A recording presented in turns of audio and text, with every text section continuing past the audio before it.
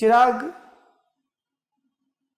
JDU और BJP के किसी भी नेता की आपकी पार्टी की टूट में क्या कोई भूमिका थी?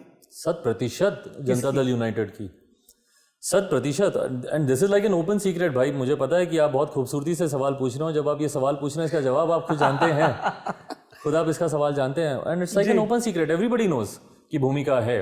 मैं मुख्यमंत्री नीतीश कुमार जी पर मैं कोई आरोप नहीं लगा रहा हूं कि उनकी स्टेट भूमिका है, बट अगर उनके संरक्षण में, उनकी जानकारी में, नीतीश कुमार को इस पॉलिटिकल ऑपरेशन की जानकारी नहीं थी? मैं नहीं मानता कि नहीं होगी। अच्छा, कैसे नहीं होगी? बिल्कुल होगी। और अगर उनकी संरक्षण में, उनकी जानकारी जेडीयू में किसने अंजाम दिया?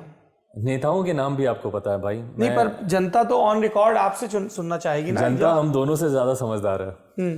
हम जो जवाब दे रहे हैं जनता जान रही है कि भैया इसका जवाब मैं जानती हूँ। जनता सबको पता है कि किन लोगों की इसमें भूमिका थी। तो पार्टी, बट मैं भाई घुमा फिरा के मैं उसी अपने वाक्य पे आऊँगा कि मैं अब उस हैसियत में नहीं हूँ भाई कि मैं किसी दूसरे पे उंगली उठाऊं कि जदयू ने मेरे साथ ऐसा क्यों किया, या अगर भाजपा के कुछ नेताओं की भूमिका थी क्योंकि मेरे अपनों ने मुझे धोखा दिया। और अगर मेरे अपने मेरे साथ रहते तो 7 जन्म में कोई मेरे साथ ऐसा नहीं कर सकता। और मुझे नहीं पता था कि जहां मैं लड़ाई लड़ने की मैं भूमिका तैयार कर रहा हूं, तो मुझे पीठ पीछे मेरे ऊपर ही वार किया जा रहा है। अच्छा, तो ये बताइए कि आज की तारीख में, आज इस तारीख को हम लोग 29 जून 2021 को बात कर रहे हैं, सांसद चिराग पासवान एनडीए के साथ हैं या नहीं? आज की तारीख में मेरे लिए ये प्रश्न मायने ही नहीं रखता। जहां मेरे सामने चुनौती है अपनी पार्टी को जीरो से खड़ा करने की, पिताजी के खून पसीने से बनाई हुई इस पार्टी को अपने पास संजो कर रखने की, उसको आगे बढ़ाने की, तो मेरी प्राथमिकता ही नहीं है कि भाई कौन मेरे साथ खड़ा है, मेरे अलायंस किसके साथ है। आप एनडीए में हैं या नहीं है? ना इस प्रश्न का जवाब मैं देने के लिए सही व्यक्ति हूं, क्योंकि मैंने अपना समर्पण, आपका दावा है कि आप राष्ट्रीय अध्यक्ष, एक तरफा नहीं हो सकता ना। मैंने तो अपना समर्पण हर कदम पर दिखाया। 2014 से लेकर आज तक आप मुझे बताएं भाई कि भारतीय जनता पार्टी के कौन से ऐसे फैसले थे, और भारतीय जनता पार्टी के ही नहीं, प्रधानमंत्री जी जिस वक्त उनको राजनीतिक तौर पर उनको अकेले अलग थलग कर दिया गया था, 2012-2013 की मैं बात कर रहा हूं, जब कोई और राजनीतिक दल, शिवसेना और अकाली दल छोड़कर कोई उनके साथ सटने को तैयार नहीं था। उस वक्त सबसे पहले लोक जनशक्ति पार्टी, हमारे नेता आदरणीय रामविलास पासवान कैसे कन्विंस किया आपने रामविलास जी को? क्योंकि रामविलास जी के तो हम लोगों ने वो किस्सा कितनी बार सुना है कि 10 जनपद से सोनिया गांधी पैदल चली आई, रामविलास जी यूपीए में चले गए, 10 साल आप सरकार का हिस्सा रहे। पिछले हमारे इंटरव्यू में मुझे लगता है मैंने विस्तार से इस बात का, इस पाखंड का मैंने जिक्र किया कि कठिन था उनको मनाना। यकीनन एक बाल हट पे मैं था पिताजी के और पीछे, वो मान गए?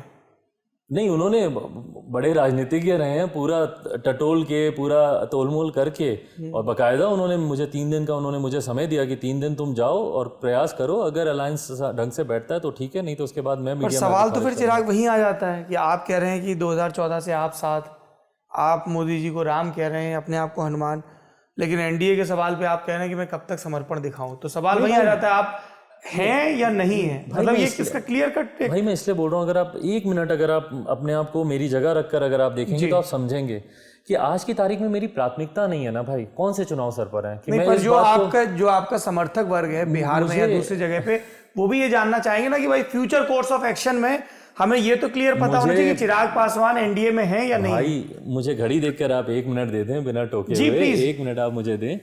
नहीं है जरूरी, मेरा समर्थक भी ये नहीं जानना चाहता है आज की तारीख में, क्योंकि गठबंधन का स्वरूप उस वक्त तय करने की जरूरत होती है जब चुनाव सर पर होते हैं। बीच में गठबंधन के स्वरूप की कोई चिंता नहीं होती, और आज की तारीख में तो बिल्कुल नहीं, जब पार्टी को हमें बचाने की ज्यादा चिंता है। पार्टी को हम लोग कैसे, मैं क्यों बैठकर इस बात को सोचूं कि मेरा, भाई मैं तो बोलता रहा ही हूं कि मेरा एनडीए से गठबंधन है। मैं आपके हर फैसले, भले वो धारा 370 की बात हो, ट्रिपल तलाक की बात हो, सीए एनआरसी की बात हो, राम मंदिर निर्माण की बात हो, हर उस विषय पर जिस पर नीतीश कुमार जी ने आपका विरोध किया, सीए एनआरसी को तो लेकर इन्होंने विधानसभा में प्रस्ताव तक पारित कर दिया। जब हमारे गृह मंत्री निकलेंगे देश भर में इसको लागू करने के लिए, तो उस वक्त बिहार में किस तरीके से दोनों के बीच में मतभेद उभरेंगे वो आने वाला समय दिखाएगा। राम मंदिर में पूरी तरीके से खामोश रहते हैं नीतीश कुमार जी, धारा 370 के तो खिलाफ अपनी बातों को रखते हैं नीतीश कुमार जी। तो जो व्यक्ति अपनी आइडियोलॉजी को साथ रखते हुए जिसने आपका समर्थन किया, तो मैं तो हूं ही, मैं तो बोल ही रहा हूं, ये प्रश्न कहां से उठ रहा है। पर अगर ये प्रश्न उठ रहा है तो इसका जवाब अब आज की तारीख में चिराग पासवान को नहीं, भाजपा को देना है कि आप चिराग पासवान के इस दौर में हैं कि नहीं उसके साथ। बिल्कुल।